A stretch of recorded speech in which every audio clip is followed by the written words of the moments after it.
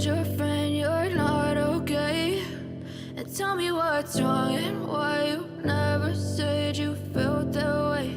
And guess you're trying to stay strong and fake a smile until I look away. But I've known you too long, it hurts to watch your blue eyes fade to gray as you fade away. আমি মালাশাখা দল 1 থেকে। আমাদের পরীক্ষণের নাম হচ্ছে PTI উদ্ভিদ ও প্রাণীকুলের তালিকা প্রস্তুত করা। এখন আমরা আগে একটা জানি যে আমরা সবাই কোথায় বাস করি। আমরা সবাই একটা পরিবেশে বাস করি, তাই না? আর পরিবেশ হতে হলে অবশ্যই সেখানে জীবজগৎ থাকবে আর জড়জগৎ থাকবে। আর জীবজগৎ হতে হলে জীবজগৎ কয়টা ভাগে বিভক্ত? উদ্ভিদ আর প্রাণী। উদ্ভিদ আর প্রাণী সম্পর্কে তো আমাদের ধারণা আছে নাকি? উদ্ভিদ কোনগুলো? যাদের জীবন আছে, এক জায়গাতেই থাকে, তাদের দেহ কাণ্ড শাখা প্রশাখায় বিভক্ত, অক্সিজেন ছাড়ে এবং কার্বন ডাই অক্সাইড গ্রহণ করে, সেগুলো হচ্ছে উদ্ভিদ। আর প্রাণী হচ্ছে যারা নড়াচড়া করতে পারে, যাদের হাত পা আছে, মুখ আছে, তারপর তারা হচ্ছে অক্সিজেন গ্রহণ করে আর কার্বন ডাই অক্সাইড ত্যাগ করে, সেটা হচ্ছে প্রাণী। আচ্ছা, আমরা যদি যে কোনো পরিবেশে থাকি তাহলে উদ্ভিদ আর প্রাণীর একটা পারস্পরিক নির্ভরশীলতা আছে, তাই না? একে অপরের সাথে সবসময় আমরা কি একদম সম্পূরক। একটা শুধু উদ্ভিদ বাঁচতে পারবে প্রাণী ছাড়া এই এলাকায়, বা কোনো প্রাণী কি বাঁচতে পারবে শুধু উদ্ভিদ ছাড়া? সেটা সম্ভব? অবশ্যই না। একটা এলাকার মধ্যে উদ্ভিদ আর প্রাণীর একটা সুষম বন্টন আছে। তাহলে আমাদের এই পিটিআই ক্যাম্পাসের মধ্যে নিশ্চয়ই উদ্ভিদ আর প্রাণীর একটা সুষম বন্টন আছে। অনেক ধরনের প্রাণী আছে, অনেক ধরনের উদ্ভিদ আছে, তাই না? আমাদের আজকে পরীক্ষণের নাম হচ্ছে তাহলে উদ্ভিদ আর প্রাণীর এই পিটিআই ক্যাম্পাসে তালিকা প্রস্তুত করতে হবে। আর তাহলে চলো আমরা বাইরে যাই, একটু পর্যবেক্ষণ করে দেখি যে কি কি উদ্ভিদ আছে আর প্রাণী আছে। আর এর জন্য আমাদের কি কি লাগবে? আমাদের একটা খাতা লাগবে, কলম লাগবে, এবং কি কি দেখলাম সেগুলো আমাদের লিখতে হবে না? আর ক্লাস 4 আর 5 এর একটা বিজ্ঞান বই নিয়ে নিই। তাহলে চলো আমরা পর্যবেক্ষণ করে আসি আগে। I know you told your friend you're not okay. দেখো এখানে দেখো কত ধরনের গাছ দেখা যাচ্ছে, তাই না? সবগুলো কি একই রকম? কোনোটা অনেক বড়, কোনোটা আবার মাঝারি, কোনোটা আবার একদম ছোট ছোট, তাই না? তাহলে এই যে বিভিন্ন গাছের বিভিন্ন আকারের উপরে আমরা 3 ভাগে ভাগ করতে পারি।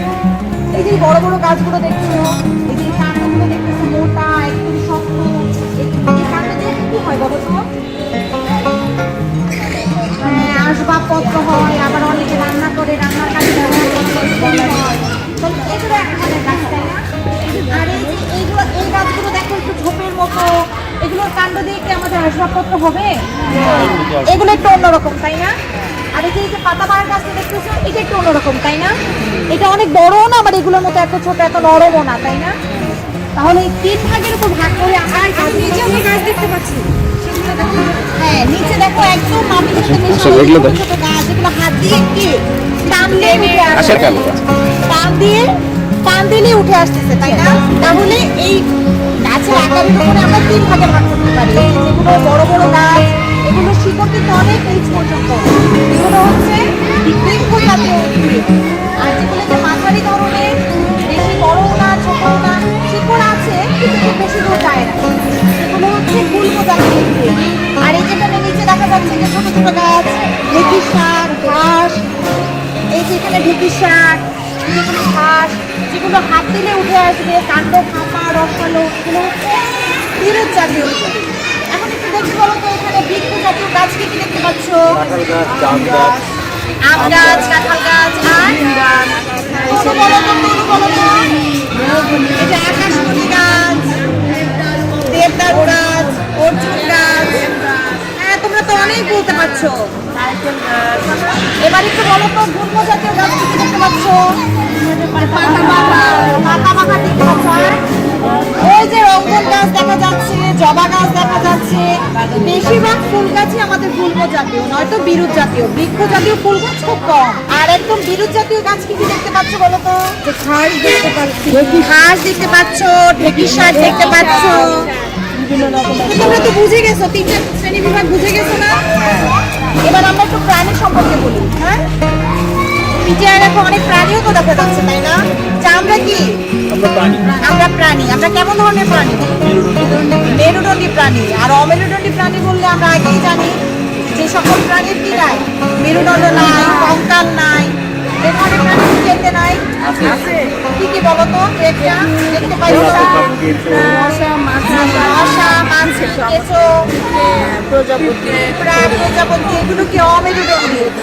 আর মেরুদণ্ডীর মধ্যে কি কি আছে? স্তন্যপায়ীর মধ্যে বলো তো, ইয়াফিস বলো তো, তোমার সিম্বা কি? সিম্বা মেরুদণ্ডী প্রাণী। মেরুদণ্ডী এটা কি? স্তন্যপায়ী প্রাণী। বিড়াল নাই? বিড়াল আছে। তারপর কাঠবিড়ালি দেখা যায় না প্রায়, তো আমরা ক্লাসরুম থেকে কাঠবিড়ালি দেখতে পাই। তাহলে এগুলো সব স্তন্যপায়ী প্রাণী। আর হচ্ছে এর মধ্যে উভচর প্রাণী ব্যাঙ দেখা যায়, কিন্তু এখন শীতকাল, এখন তুমি ব্যাঙ দেখতে পাবা না। কেন বলো তো? ওরা শীত নিদ্রায় আছে। হ্যাঁ, ওরা শীত নিদ্রায় আছে। প্রজাপতি, প্রজাপতি দেখা যায় না। প্রজাপতি ওই যে প্রজাপতি, ওই যে প্রজাপতি। উভচর ব্যাঙ আছে, কিন্তু এখন দেখা যায় না। আর আর কি আছে? এই যে গাছে গাছে কি উড়ে বেড়াচ্ছে? মৌমাছি আছে, মশা আছে। গাছে গাছে এই যে মৌমাছি। এই দেখো মৌমাছি,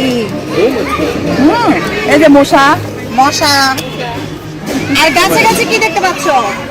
পাখি, পাখি। এখানে অনেক ধরনের পাখি এসে বসে, তাই না? দোয়েল পাখি, দোয়েল, কবুতর। কবুতর। প্রাণী সম্পর্কে কিছুটা ধারণা দিলাম।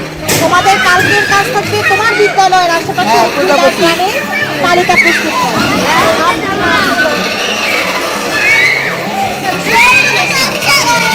তোমরা তাহলে তোমার বিদ্যালয়ে একটা তালিকা প্রস্তুত করে আমাকে কালকে দেখাবো। আচ্ছা, ধন্যবাদ।